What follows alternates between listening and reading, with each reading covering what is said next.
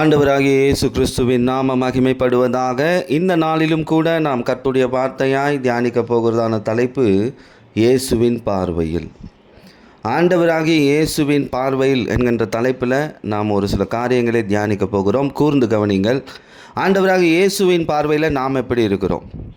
ஆண்டவராகிய இயேசுவின் பார்வையில் நாம் என்ன செய்து கொண்டிருக்கிறோம்? ஆண்டவராகிய இயேசுவின் பார்வையில் நாம் அவருக்கு பிரியமானதை செய்யும் பொழுது நம் வாழ்க்கையில் எப்படிப்பட்ட மேன்மைகள் கிடைக்கிறது என்பதை குறித்து நாம் தியானிக்க போகிறோம். இதற்காக நாம் எடுத்துக்கொள்ள போகிறதான வேத பகுதி உபாகமத்தின் புத்தகம் 6ஆம் அதிகாரம் 19ஆம் வசனத்தில், உன் சத்துருக்களை எல்லாம் உன் முகத்திற்கு முன்பாக கர்த்தர் துரத்த நீ கர்த்தருடைய பார்வைக்கு செம்மையும் நன்மையும் இருக்கிறது நன்மையுமான இருக்கிறதை செய்வாயாக. அப்போ ஆண்டவர் சொல்கிறார், அவருடைய பார்வைக்கு செம்மையானதையும் நன்மையானதையும் செய், உன் சத்துருக்களை எல்லாம் உன் முகத்துக்கு முன்பாக கர்த்தர் துரத்துவார். உங்கள் வாழ்க்கையில் இருக்கிற சத்துருக்கள் துரத்தப்படும். ஆண்டவராக இயேசுவின் பார்வைக்கு நீங்கள் நன்மையானதையும் செம்மையானதையும் செய்யும் பொழுது ஆண்டவர் உங்கள் வாழ்க்கையில் நேரடியாக மறைமுகமாக உங்கள் வாழ்க்கையில் கிரியை செய்து கொண்டிருக்கிற சத்ருவையும் சத்ருவின் வல்லமைகளையும் உங்கள் முகத்துக்கு முன்பாக திருப்புவேன் என்று வாக்கு கொடுக்கிறார். அவருடைய பார்வைக்கு செம்மையானதையும் நலமானதையும் செய்யும் பொழுது, இந்த செம்மை என்றால் சிறப்புன்னு சொல்லலாம், நேர்மைன்னு சொல்லலாம், அழகுன்னு சொல்லலாம், தூய்மைன்னு சொல்லலாம். அப்போ அவர் பார்வைக்கு சிறப்பானதையும் நேர்மையானதையும் அவருக்கு பிரியமானதையும், அதாவது அழகானதையும் தூய்மையானதையும், அவருக்கு செய்கிற காரியம் அவருடைய பார்வையில் தூய்மையானதையும் செய்யும் பொழுது நிச்சயமாகவே உங்கள் வாழ்க்கையில் கிரியை செய்து கொண்டிருக்கிற சத்துருக்கள் எல்லாத்தையும் ஆண்டவர் என்ன பண்ணுவார்? துரத்தி போடுவார். எதெல்லாம் சத்ரு? உலகம் ஒரு சத்ரு, வியாதி ஒரு சத்ரு, பொல்லாத மனிதன் ஒரு சத்ரு, பிசாசின் கிரியைகள் ஒரு சத்ரு, அசுத்த ஆவியின் தாக்குதல் ஒரு சத்ரு, எல்லாம் துரத்தப்படணும்னா நான் கர்த்தருடைய பார்வைக்கு செம்மையானதை செய்யணும். அவர் பார்த்து கொண்டிருக்கிறார். நம் இயேசுவானவர் எல்லாவற்றையும் பார்த்து கொண்டிருக்கிறார். 2 நாளாகமம் 16ஆம் அதிகாரம் 9வது வசனத்தில், தம் வல்லமையை விளங்க பண்ணும்படி கர்த்தருடைய கண்கள் பூமி எங்கும் உலாவிக் கொண்டிருக்கிறது. ஆண்டவர் சொல்கிறார் பாருங்க, என் கண்ணு பூமி எங்கும் உலாவிக் கொண்டிருக்கிறது. உன் வாழ்க்கையில் நடந்து கொண்டிருக்கிற எல்லா விதமான சூழ்நிலை எனக்கு தெரியும். என் வல்லமையை நான் விளங்க பண்ணும்படி என் கண்களை என்ன பண்ணிகிட்ருக்கேன்? பூமி எங்கும் உலாவி, ஒரு இடம் பேலன்ஸ் இல்லாமல் உங்கள் வாழ்க்கையில் பாருங்கள், பூமி எங்கும்னா இந்த பூமிக்குள்ளே தான் நாம் இருக்கிறோம். நம்முடைய வாழ்க்கையில் நடந்து கொண்டு இருக்கிற எல்லா விதமான சூழ்நிலையும் அவருக்கு தெரியும். அவர் கண்ணு அதை பார்த்துக்கிட்டே இருக்கான். வல்லமையை விளங்க பண்ணும்படி உங்களுக்கு எந்த வல்லமை வேணும்? அவருடைய கண்களில் எந்த வல்லமை வேணும்? அந்த வல்லமை உங்கள் வாழ்க்கையில் விளங்க வேண்டும் என்றால் அவருடைய பார்வைக்கு செம்மையானதையும் நன்மையும் செய்யுங்க.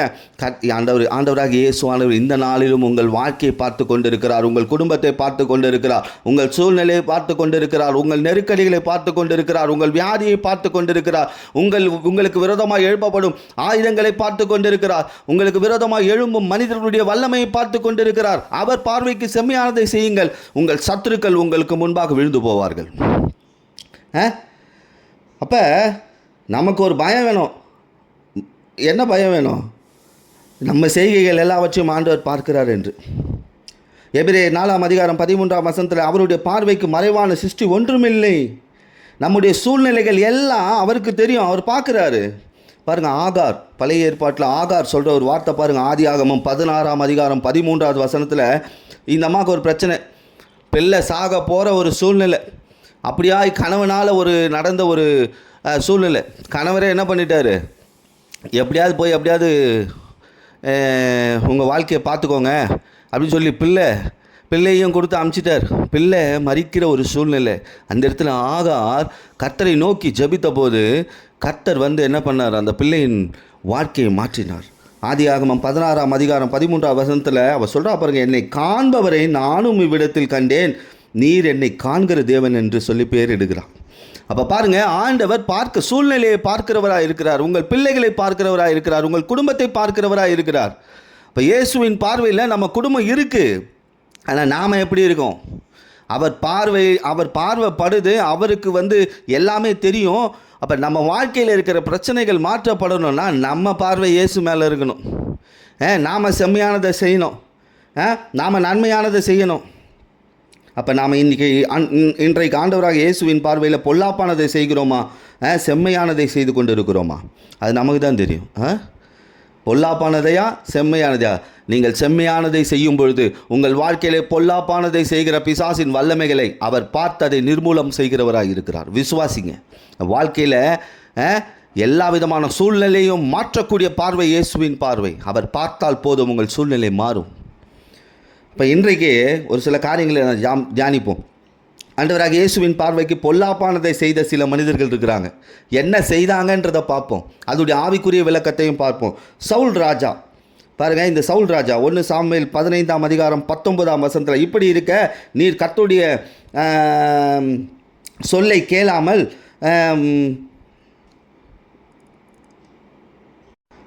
கேளாமல் கொள்ளையின் மேல் பறந்து கர்த்தருடைய பார்வைக்கு பொல்லாப்பானதை செய்தது என்ன என்றான். ஒரு ஊழியக்காரன் கேட்குறாங்க பாருங்க, நீ இப்படி செஞ்சிட்டியப்பா, கர்த்தருடைய பார்வைக்கு பொல்லாப்பானதை செய்துட்டேன், ஆண்டவர் எதை செய்ய வேண்டாம்னு சொன்னாரோ அதை பலாத்காரமாக எடுத்துக்கொண்டான். பலாத்காரமாக ஆண்டவர் இதை செய்யாதன்னு சொல்கிறாரு. உதாரணம் சொல்கிறோம் பாருங்கள், கழுகு எப்படி இரையை பார்க்குமோ அதுபோல் பார்த்து அது எப்படி இரையை பட்சிக்குமோ அதுபோல் அப்படியே ஒரே வேகமாக வந்து அப்படி ஒரு காரியத்தை செய்துட்டான். அமிலேக்கரையை அழிக்கணுன்றது ஆண்டவருடைய திட்டம். அமிலேக்கரை அழிக்கணும், அவன் எதுவுமே எடுக்கக்கூடாது. அது எல்லாமே எப்படி அமிலேக்கியன், அந்த மாந்திரிகத்தின் வல்லமை. அவன் சரி கிடையாது, அவன் ஒரு மாதிரியான ஒரு கூட்டம். இந்த அமிலேக்கியன் அவன் ஒரு ஆடு மாடு ஒரு கோழி கூட வைக்காத, அது எல்லாத்தையும் அழிச்சிருன்னு ஆண்டவர் சொல்கிறாரு. ஆனால் இவன் அதை கேட்கல, அதோடு ஐக்கியப்படுறான். யாரோட ஐக்கியப்படுறான்? அமிலேக்கியரோட ஐக்கியப்படுறான்.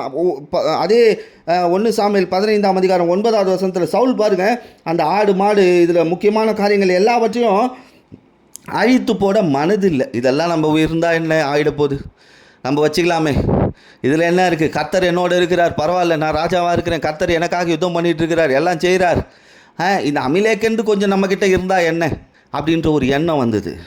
இவன் கர்த்தருடைய வார்த்தையை மீறி கர்த்தருடைய பார்வைக்கு பொல்லாப்பானதை செய்தான். இதுதான் பொல்லாப்பான காரியம்.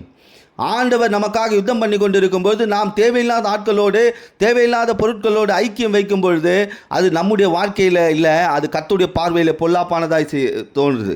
சவுலுடைய அழிவுக்கு இந்த அமிலேக்கியம் தான் காரணம். சவுலுடைய பிரச்சனை என்ன தெரியுமா? கீழ்ப்படியாமை. கர்த்தருடைய வார்த்தைக்கு கீழ்ப்படியாமை. இதை செய்யாதே, இதை செய்தால் நீ அழிந்து போவாய், உன் பிள்ளைகள் அழிந்து போவார்கள், உன் குடும்பம் அழிந்து போகும். இதை ஆண்டவர் சொன்னார். ஆனால் இந்த சொல்லுக்கு அவன் கீழ்ப்படியில. பரவாயில்ல, தெரியவா போகுது. ஆண்டவருடைய கண்கள் பூமி எங்கும் உலாவிக் கொண்டு இருக்கிறது.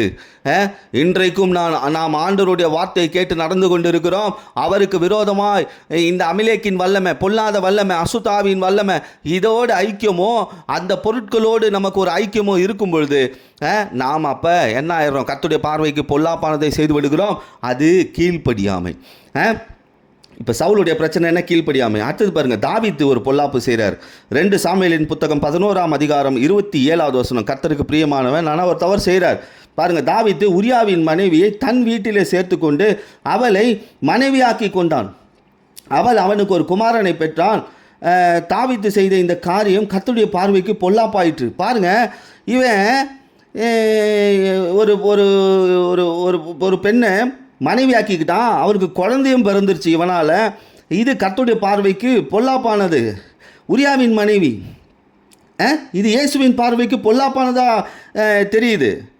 பாருங்கள், இதை தான் 2 சாமுவேல் 12ஆம் அதிகாரம் 9ஆவது வசனத்தில் கர்த்தருடைய பார்வைக்கு பொல்லாப்பானதை செய்தான், வார்த்தையை அசட்டை பண்ணினான், உரியாவை பட்டயத்தால் மடிவித்தான், அவன் மனைவியை எடுத்துக்கொண்டான். ஒருத்தனை கொலை செஞ்சு அவன் மனைவியை எடுத்துக்கிட்டான். பார்த்தீங்களா? ஒருத்தரை கொலை செஞ்சிட்டான். இந்த உரியான்ற ஒரு ராஜா, ஆனால் உரியான்ற ஒரு சாதாரண ஒரு மனிதனுடைய மனைவி என்ன பண்ணிட்டான்? கொலை செய்து எடுத்துட்டான். இந்த உரியா என்றால் யெகோவா என் வெளிச்சம் என்று அர்த்தம். யெகோவா இஸ் மை லைட் அப்படின்னு வேதாகமம் சொல்லுகிறது. அப்போ என்ன அர்த்தம் இதில் சொல்லப்பட்டிருக்கு? வெளிச்சத்தை கொன்று போடுறான். வெளிச்சத்தை அழித்தா வாழ்க்கை எப்படி இருக்கும்? இருளாய் மாறிவிடும். அப்போ பாருங்கள், தாவீது செய்த பொல்லாப்பு என்ன? வெளிச்சத்தை அழித்தான். பழைய ஏற்பாட்டில் இன்னொரு திருமணம் பண்ணிக்கிறதோ மறுமணி ஆட்டிகளை வைத்துக்கிறதோ தவறு கிடையாது. இருந்தாலும் என்ன பண்ணுறான்? கொலை செய்கிறான். பாருங்கள், இந்த உரியாவை கொலை செய்கிறான், வெளிச்சத்தை அழிச்சிட்டான்.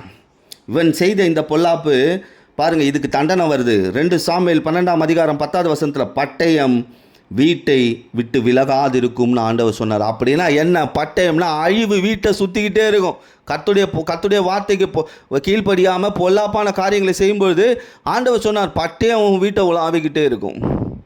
அப்போ இன்றைக்கு நாம் வெளிச்சத்திற்குள் வாழ்ந்து கொண்டு இருக்கிறோமா? வெளிச்சத்தை அழித்து விட்டு இருளான மனிதர்களோடு ஐக்கியப்பட்டு இருக்கிறோமா?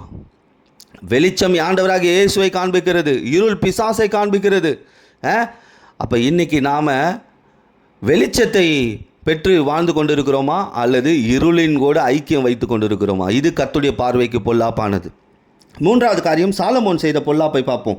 1 ராஜாக்கள் 11ஆம் அதிகாரம் 6வது வசனம். சாலமோன் தன் தகப்பனாகிய தாவீதை போல கர்த்தரை பரிபூர்ணமாய் பின்பற்றாமல் கர்த்தரின் பார்வைக்கு பொல்லாப்பானதை செய்தான். அதே முதல் வசனம், 11ஆம் அதிகாரம் முதல் வசனம். சாலமோன் அந்நிய ஜாதியரான அநேக ஸ்திரீயின் மேல் ஆசை வைத்தான். இங்கே பாருங்கள், இந்த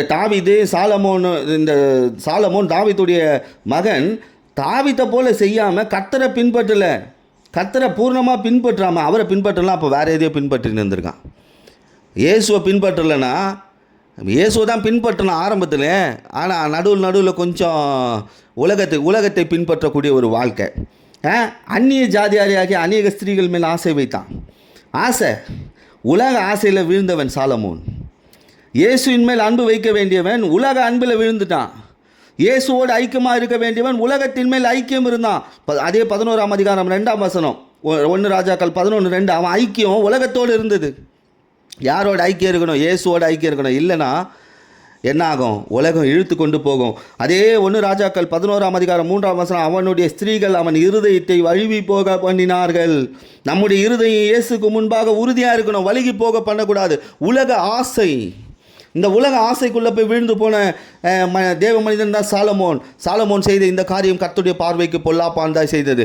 முதலாவது நான் சொன்ன இந்த சவுல் கீழ்ப்படியாமை, கர்த்தருடைய வார்த்தைக்கு கீழ்ப்படியாமை, இது கர்த்தருடைய பார்வைக்கு பொல்லாப்பானது. 2வது வெளிச்சத்தை கொன்று போட்டது. வெளிச்சத்திற்குள் வாழ வேண்டியவன் இருளை வாஞ்சித்தான். இருளில் ஒரு வாழ்க்கை, வெளிச்சத்தில் ஒரு வாழ்க்கை. 3வது பாருங்கள், உலக ஆசை, உலகத்தின் ஆசையினால இருதயம் இழுப்புண்டு போனது, இது பொல்லாப்பு. அடுத்தது பாருங்கள், ஆகாப் என்னக்கூடிய ஒரு ராஜா. 1 ராஜாக்களின் புத்தகம் 21ஆம் அதிகாரம் 20வது வசனத்தில் இந்த ஆகாப் ஒரு ராஜா எலியாவை நோக்கி சொல்கிறான் பாருங்க. அவன் எலியாவை நோக்கி, என் பகைஞனே என்னை கண்டுபிடித்தாயோ என்றான். அதற்கு அவன், கண்டுபிடித்தேன், கர்த்தரின் பார்வைக்கு பொல்லாப்பானதை செய்ய நீ உன்னை விற்று போட்டாய். பார்த்தீங்களா, இந்த ராஜா கர்த்தருடைய பார்வைக்கு பொல்லாப்பானதை செய்திருக்கிறான். அது என்ன பொல்லாப்பு தெரியுமா? இந்த ஆகாப் செய்த பொல்லாப்பு, அடுத்தவனுடைய நிலத்தை அபகரித்தான். ராஜ அதிகாரத்தை தவறாக பயன்படுத்துகிறான். நாபோத்துன்னு ஒரு மனுஷன் இருக்கான், அவன் திராட்சை தோட்டத்தை வச்சிருக்கிறான். அவன் சாதாரண ஒரு ஏழை. அந்த திராட்சை தோட்டம் தான் அவனுக்கு அவன் வாழ்க்கைக்கு ஆதாரம். அதை போய் என்ன பண்ணான்? தன் ராஜா என்கின்ற அதிகாரத்தை வைத்து அந்த திராட்சை தோட்டத்தை எடுத்துக்கொண்டான். அவனை கொலை வேற செய்தான். பாருங்க, அதே 1 ராஜாக்கள் 21ஆம் அதிகாரம் 25ஆம் வசனத்தில் தன் மனைவியாக எசபேல் தூண்டிவிட்டபடியே கர்த்தரின் பார்வைக்கு பொல்லாப்பானதை செய்தான். இந்த எசபேல் பயங்கரமான ஒரு அசுத்தாவி, அப்படிதான் வேதம் சொல்லுது. எசபேலின் ஆவி ஒரு அசுத்தாவி. வேதாகமத்தில் இந்த எசபேலின் ஆவி பெருசாக பேசப்பட்டிருக்கு. இந்த அசுத்த ஆவிக்குள்ளே போன உடனே அவன் என்ன பண்ண? கர்த்தருடைய பார்வைக்கு பொல்லாப்பானதை செய்தான். இவன் வீழ்ச்சிக்கு காரணம் நிலம், ஆசை, உலகத்தின் நிலம், உலகத்தின் ஐஸ்வர்யம். அப்போ நாம் கர்த்தருடைய பார்வைக்கு நல்லதை செய்து கொண்டு இருக்கிறோமா இல்லை பொல்லாங்கானதை செய்து கொண்டு இருக்கிறோமா? அடுத்து இன்னொரு காரியத்தை சொல்கிறேன். 2 ராஜாக்கள் 21ஆம் அதிகாரம் 6வது வசனம். மனாசே ராஜா இவன் பண்ணாம பாருங்க, தன் குமாரத்தி இவர்களை தீமிதிக்க பண்ணி, நாள் பார்த்து, அஞ்ஞானம் பார்த்து, குறி சொல்லுகிறவனை வைத்து கொண்டு கர்த்தருக்கு கோபம் உண்டாக்கி அவர் பார்வைக்கு பொல்லாப்பானதை மிகுதியாக செய்தான். நல்ல மனுஷன் இல்லைங்க இவன். தான் பிள்ளைகளே என்ன பண்ணுறான் பாருங்க. இப்படி இன்றைக்கி என்ன பண்ணுறாங்க? உலகத்தில் ஆட்கள் இருக்கிறார்கள். உலகத்தில் இப்படிப்பட்ட ஆட்கள் இருக்கிறார். தன்னுடைய சுயநலத்திற்காக தன் பிள்ளைகளை விற்கிறவர்கள் இருக்கிறார்கள், தன் பிள்ளைகளை பலி கொடுக்கிறவர்கள் இருக்கிறார்கள், தன் பிள்ளைகளுடைய வாழ்க்கை சீரழிக்கிறவர்கள் இருக்கிறார்கள். இப்படிப்பட்ட ஒரு மனிதன் மேலே கர்த்தருடைய பொல்லாப்பு, கர்த்தருடைய கோபம் இருக்கும். எந்த மனிதனும் செய்ய முடியாத சில விஷயங்களை சிலர் செய்தார்கள் என்பதற்கு வேதாகமும் அருமையான சாட்சிகளை சொல்லியிருக்குது பாருங்க. பிள்ளைகளை பலி கொடுக்கிறவனாக இருக்கிறான் பைபிளில், தன்னுடைய சுயநலத்திற்காக சொந்த ரத்தத்தை சிந்த வைக்கிறவன். பிள்ளைகளை பாருங்க, இவன் பாருங்க, குமார் தீ மிதிக்கப்படுறது, நாள் பார்த்து அஞ்ஞானம் பார்த்து குறி சொல்லுகிறவனை வைத்துக்கிட்டு எல்லாமே கர்த்தருக்கு அருவருப்பான காரியம். இதனால் கர்த்தருடைய கோபம் மூண்டது.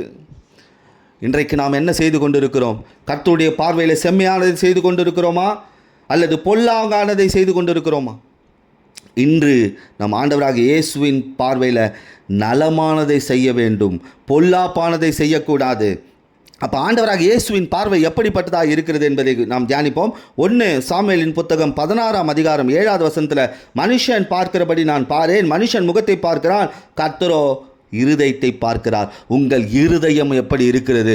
உங்கள் இருதயத்திற்குள் யார் இருக்கிறார்? இந்த இருதயத்திற்குள்ள பொல்லாத வல்லமைகளுக்கும் இடம் கொடுத்துட்டு ஆண்டவருக்கும் இடம் கொடுத்துட்டேன்னு சொன்னால் ஆண்டவருக்கு தெரியுமே இருதயத்தின் ஆழம். உங்கள் இருதயத்திற்குள்ள ஆண்டவருக்கு எவ்வளவு பெரிய ஸ்தானத்தை கொடுத்திருக்கிறீர்கள் என்பது ஆண்டவருக்கு தெரியும். அவர் உங்களுக்காக அநேக யுத்தங்களை செய்திருக்கிறார். உங்களுடைய வாழ்க்கையில் அநேக மீட்புகளை உண்டு பண்ணியிருக்கிறார். உங்கள் வாழ்க்கையில் இருக்கிற சாபத்தை ஆசீர்வாதமாய் மாற்றி இருக்கிறார். உங்களுக்காக ரத்தம் சிந்திருக்கிறார். அவருக்கு எவ்வளவு இடம் கொடுத்திருக்கிறீர்கள் உங்கள் இருதயத்தில் என்பது ஆண்டவராக இயேசுவானவருக்கு தெரியும்.